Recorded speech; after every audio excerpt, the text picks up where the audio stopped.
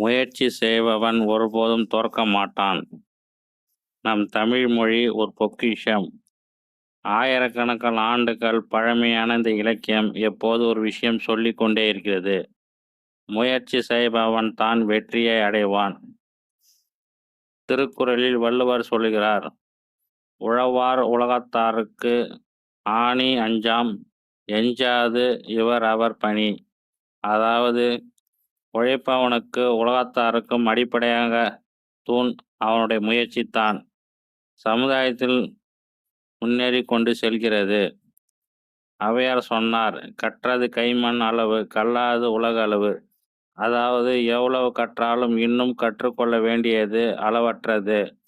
அதனால்தான் முயற்சி என்ற பயணம் ஒருபோதும் நிறுத்தக்கூடாது. பாரதியார் சொன்னார், தோல்வி எனது சொல் பயனற்றது, தோற்றவன் ஒரு நாள் வெல்வான். அவன் சொன்ன கவிதை எப்போதும் ஒரு செய்தியை தருகின்றன. எத்தனை தடைகள் வந்தாலும் தொடர்ந்து முயற்சி செய். நாம் சிறு வயதில் கேட்ட கதைகள் கூட இதை சொல்லும். சின்னஞ்சிறு குயில் பறக்க கற்றுக்கொள்வது போல் நம் வாழ்க்கையில் விழுந்தாலும் மீண்டும் எழுந்து நிற்க வேண்டியது அவசியம். நம் முன்னோர்கள் மட்டும் இல்ல, நம் காலத்தில் பல தங்கள் வாழ்க்கையால் முயற்சியின் வலிமையை நிரூபித்து உள்ளனர். டாக்டர் ஏபிஜே அப்துல் கலாம் ஒரு காகிதம் விற்கும் சிறுவனாக இருந்தவர். இன்று இந்தியாவின் ஏவுகணை மனிதர் என்றும் மக்களுக்கு பிடித்த குடியரசுத் தலைவர் என்றும் வரலாற்றில் வாழ்கிறார். அவரோட வாழ்க்கையை சொல்வது ஒன்றே, கனவு காண வேண்டும், அதை அடைய முயற்சி செய்ய வேண்டும், அப்போதுதான் வெற்றி வரும். எம்.எஸ். தோனி ரயில்வே டிக்கெட் சேகரிப்பவராக இருந்தவர். உலகக்கோப்பை வென்று இந்திய கிரிக்கெட் அணியின் கேப்டனாக ஆனார். அவரோட கதை ஒரு கனவு இருக்கிறது, அந்த அடைய முயற்சி செய்ய வேண்டும் என்பதற்காக நிஜ உதாரணம்.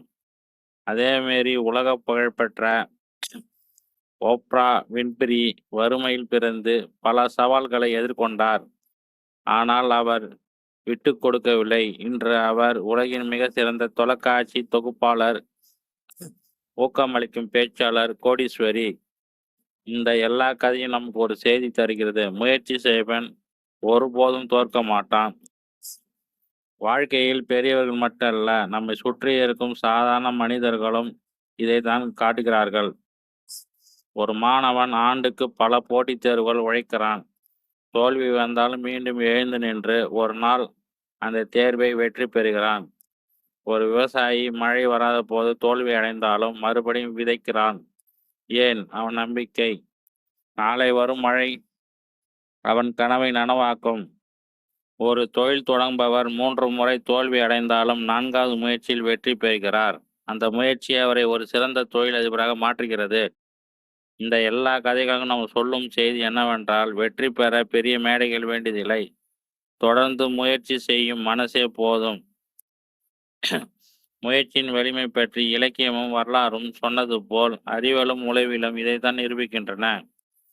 மனவியல் அறிஞர் கேரோல் டெவக் கூறும் குரோத் மைண்ட் செட், அதாவது திறமை பிறப்பிலே வருவதல்ல, தொடர்ந்து முயற்சி செய்தால் யாரும் கற்றுக்கொள்ள முடியும். ஜேம்ஸ் கிளியர் எழுதிய ஆட்டோமேட்டிக் ஹேபிட்ஸ் புத்தகத்தில் சொல்லப்படுகிறது, சிறிய சிறிய பழக்கங்களை தொடர்ந்து செய்யும் போது பெரிய மாற்றங்கள் உருவாகும். தினமும் 1% முன்னேற்றம் கூட 1 வருடம் கழித்து 37 மடங்கு வளர்ச்சி தரும். நம் மூளை ஒரு பிளாஸ்டிக் போல். நியூரோ சயின்ஸ் சொல்வது, மீண்டும் மீண்டும் முயற்சி செய்தால் நம் மூளை புதிய நரம்பியல் பாதைக்கு உருவாக்கும். அதனால்தான் ஒரு புது திறமை கற்றுக்கொள்ள ஆரம்பத்தில் கஷ்டம், ஆனால் தொடர்ந்து முயற்சி செய்தால் எளிதாகிவிடுகிறது. அதனால்தான் அறிவியல் கூட சொல்கிறது, முயற்சி செய்வன் ஒருபோதும் தோற்க மாட்டான்.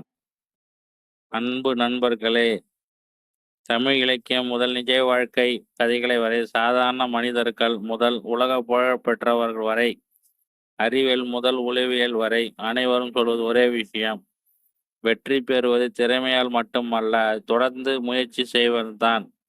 வாழ்க்கையில் தடைகள் வந்தாலும் தோல்விகள் வந்தாலும் தன்னம்பிக்கை இழக்காமல் தொடர்ந்து முயற்சி செய்தால் வெற்றி நிச்சயம் நம்மை வந்து சேரும்.